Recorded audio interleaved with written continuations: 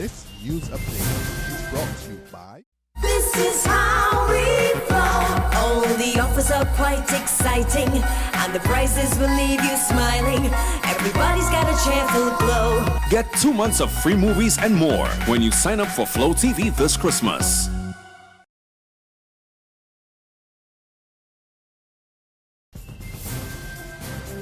This is the Barbados Today Evening Update for Tuesday, December 8th. Thanks for joining us. I'm Fernella Wedderburn.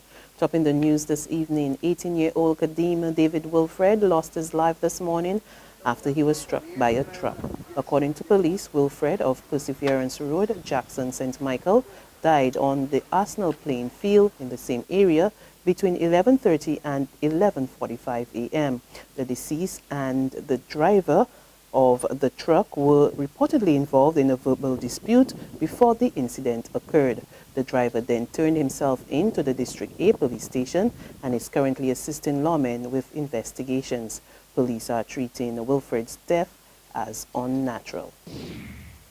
Police are seeking the public's assistance in locating a man wanted in connection with a serious criminal matter. He is Romel Jamar Allder of First Avenue, Maxwell, Christchurch, who is considered to be armed and dangerous. The 29-year-old is 5 feet 10 inches tall, slim build, and black in complexion.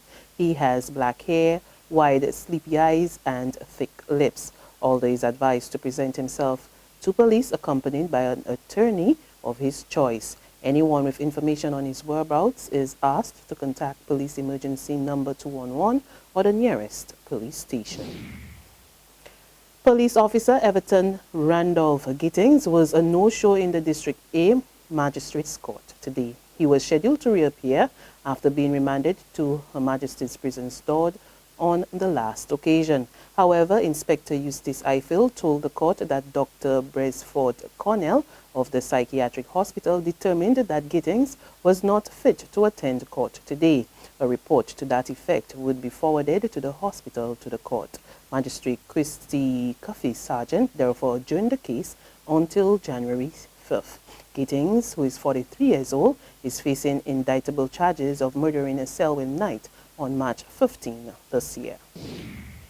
In other news, Ansel Macau Barbados Limited may have lost the bidding war to acquire local brewery company Banks Holding Limited, but that has not dampened the company's appetite for acquisitions in Barbados. And President and Chief Executive Officer of Ansel Macau, Nicholas Mute, told reporters that while he was personally disappointed that his company did not acquire the majority interest in BHL, he is looking forward to continue doing business in Barbados for years to come. Ansel Macau's latest offer of $7.20, although 10 cents more than its rivals, proved to be less than favorable to shareholders who instead chose to go with the Brazilian company Ambev. The truth is that this group is always looking at possibilities of expansion through acquisition. At the time that this bidding process started, we were actually considering other options in Barbados and throughout the region, and it's part of our growth strategy, and we're always looking at that. So the short answer is yes, but obviously I'm not in a position to share with you what those companies may be, but we're always looking for opportunities, and there continue to be opportunities in Barbados.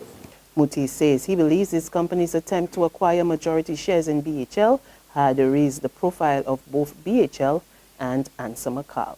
When we started, the bank shares were $2.50, right? Ambev is buying the company at $7.10, which is more than 3 times the market value at the time, thanks to essentially our actions. The same thing occurred with BS&T, and in addition to that, I would like to think that we brought to the public's attention, and as a result, there's been a lot of discourse on the matter of corporate governance. When we look at how we got to this point and some decisions were made, questions have been asked, and it has raised the profile of that whole question. So, and I think the public in general also now know more about Ansel Macau than they may have known prior to this process. So I would like to think that we have enhanced the reputation of the company. The Barbados Workers Union is describing as appalling the introduction of new elements in labor relations in the country.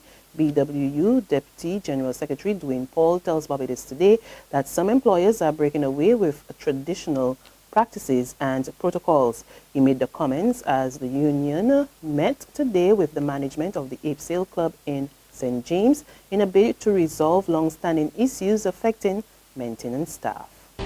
We believe the underlying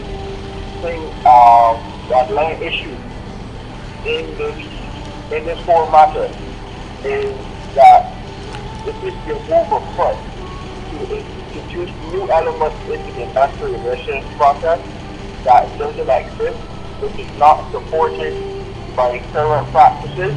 And I believe it is also an attempt to, try to force the administrators of the process into a position, which is really an unfortunate situation, because there's no precedent for what is being discussed or what is being forced. The union has recognition. We've had recognition since 2011, and you go ahead from here and you have the discussion. In sports, Barbados opens its campaign in the Caribbean Junior Volleyball Championship with a win over Trinidad and Tobago. Playing at the Garfield Sobers Gymnasium last night, the home team dismissed their rivals in straight sets 25-20, 25-12, and 25-18. There's regional and international news after this short break. It was days before Christmas. I had so much to do. Shopping, more shopping, and I was feeling blue. There's a mother, father, a wifey, and friend. Lots of things to buy, but there was no money to spend. I found the answer. The BT shopping spree. 15,000 in goodies. Free, free, free. It's easy to enter. Nothing hard to do. Follow my instructions and a winner can be you. Visit facebook.com/Barbados today. Do it quickly and fill out your form to enter this spree. Look, I'm shopping at the Costy Mega Store.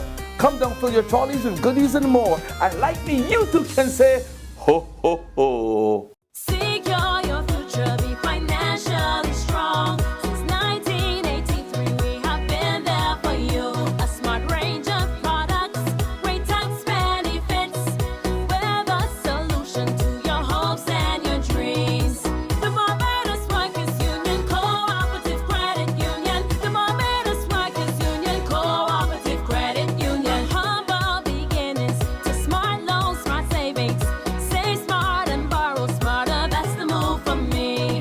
Stability, prosperity, we're the solution to your hopes and your dreams. The Barbados Workers Union Cooperative Credit Union. The Barbados Workers Union Cooperative Credit Union. To news from the region, Vincentians head to the polls to vote for a new government tomorrow. Over 80,000 people are eligible to cast ballots in the general election, which both major political parties are confident of winning. Prime Minister Dr. Ralph Gonsalves and his Unity Labour Party are seeking an unprecedented fourth consecutive term in office, while the opposition New Democratic Party, headed by Arnhem Eustace, is seeking to come out of the political wilderness. 43 candidates are vying for 15 seats in the country's parliament, and apart from the ULP and the NDP, the other parties are the Democratic Republican Party and the SVG Green Party. The polls will open at 7 in the morning and will be monitored by observer teams from the Organization of American States and CARICOM. Internationally, a gruesome discovery by police in Colombian capital Bogota as they search for the victims of self-confessed serial killer Freddy Valencia. Lawmen say they have already found 11 bodies near the shack where the 34-year-old lived and believe that there may be more buried there.